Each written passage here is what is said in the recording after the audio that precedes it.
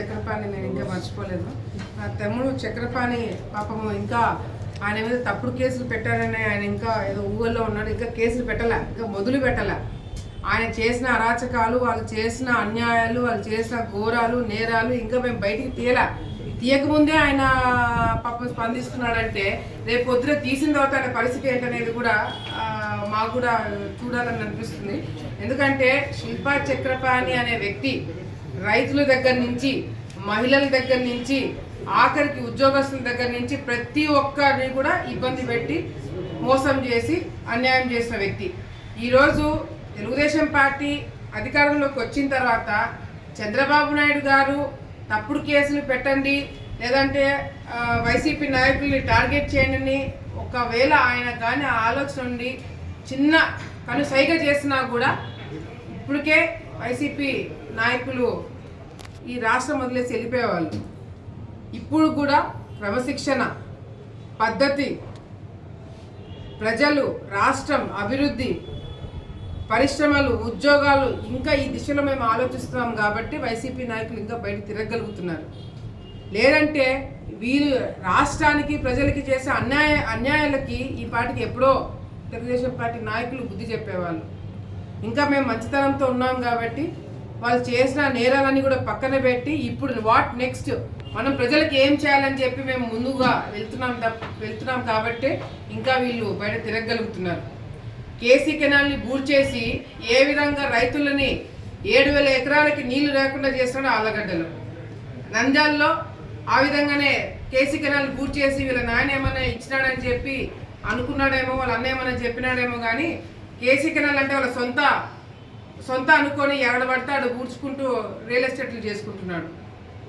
శిల్పా వెంచర్లో గతంలో కూడా చెప్పినాం, శిల్పా వెంచర్లో ఒక మైనర్ అమ్మాయి ఎస్సీ ఒక పాపని మానభంగం చేసి ఆ అమ్మాయిని హత్య చేస్తే ఆ బాడీనే బయటికి రానియకుండా పోస్ట్ మార్టం రిపోర్ట్ని తారుమారు చేసేసి ఒక ఇన్వెస్టిగేషన్ జరుగుతున్న ఒక మర్డర్ కేసులో ఆ బాడీని కాల్చేస్తారు. మామూలుగా అయితే పూడుస్తారు, ఎందుకంటే ఫర్దర్ ఇన్వెస్టిగేషన్ కోసం పనికి వస్తుంది, డిఎన్ఏ టెస్ట్లకి ఏదైనా కావాలని చెప్తే దాన్ని పూడుస్తారు కదా, కాల్చరు. అట్లాంటిది వైసీపీ ప్రభుత్వంలో ఆ విధంగా కాల్చి ఆ ఎవిడెన్స్ అంతా కూడా లేకుండా చేయడం జరిగింది.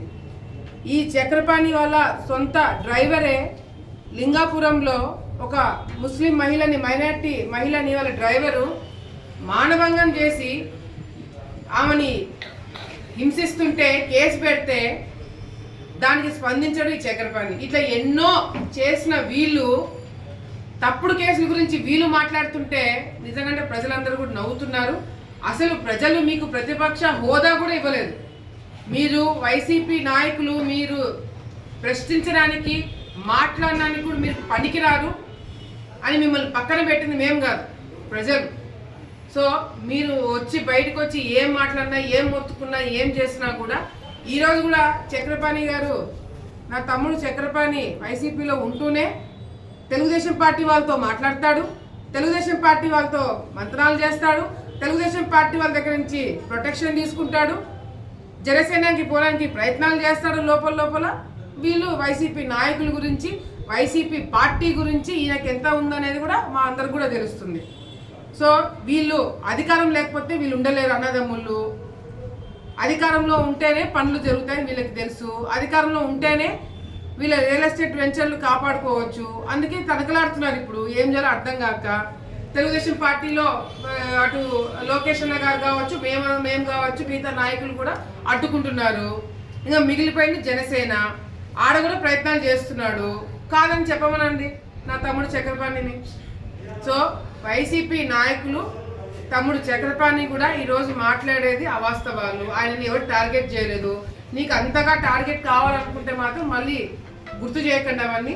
మేమందరం కూడా అభివృద్ధి బాటలో నడుస్తున్నాము. మీరు ఏదైనా అట్లా మీరు కలెక్టర్ దగ్గరికి, ఎస్పీ గారి దగ్గరికి వెళ్ళి తప్పుడు కేసులు పెడుతున్నారంటే మాత్రం డైవర్ట్ అంతా అయ్యి మళ్ళీ మీ దగ్గరికి వస్తారని చెప్పి, మీరు ప్రతిపక్ష హోదా లేకుండా ఇప్పుడు ఉన్నారు కాబట్టి హైదరాబాద్లో రియల్ ఎస్టేట్లు చేసుకోండి, వెంచర్లు చేసుకోండి. రాజకీయం గురించి మీరు మాట్లాడితే ఎవరు కూడా ఇక్కడ స్పందించరు. మిమ్మల్ని చూసి ఇంకా నవ్వుతారే తప్ప వేరేది ఉండదని చెప్పి కూడా తెలియజేసుకుంటున్నాం. న్యూస్ టీవీని తక్షణమే సబ్స్క్రైబ్ చేసుకోండి. నోటిఫికేషన్ కోసం బెల్ ఐకాన్ క్లిక్ చేయండి.